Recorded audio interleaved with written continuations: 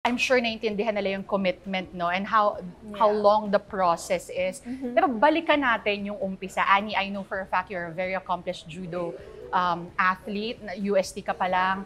Paano ka nag-transition to jiu-jitsu?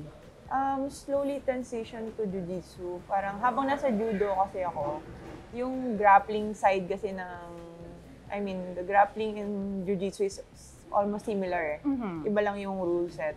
So, nakakatulong yun sa akin sa judo ko. So, nagko-cross-train ako ng jiu-jitsu from time to time. Then somehow, nagko-cross competition din ako pag wala kaming competition sa judo.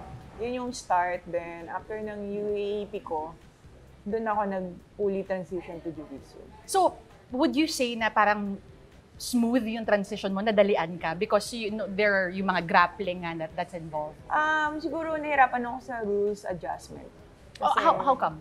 Mag-iba kasi yung rules ng judo sa jiu-jitsu in terms of kumbaga parang may mga disadvantage position sa jiu-jitsu na somehow advantage sa judo, which is na kasanayan ko.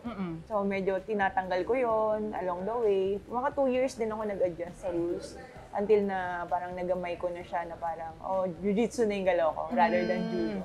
So for Annie, may similarities, no? Pero kay Meggy, you were a track athlete, yes, track and field, di ba? Yes. Yung kay Meggy kasi, may similarities pa grappling. Yung sa'yo, totally different. Yes. How did you get into that?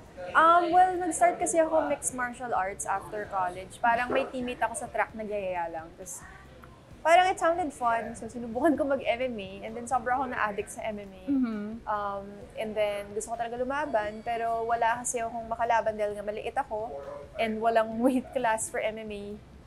Na talagang size ko. So, excuse me, sinabihan ako to try jiu-jitsu instead kasi mas marami akong makakalaban ng mga babae na mas ka-size ko and mas safe din siya kasi walang striking. So, kaya ako nag-try mag-jiu-jitsu. How long ago was this? Yung nag-transition ka from track and field to jiu-jitsu?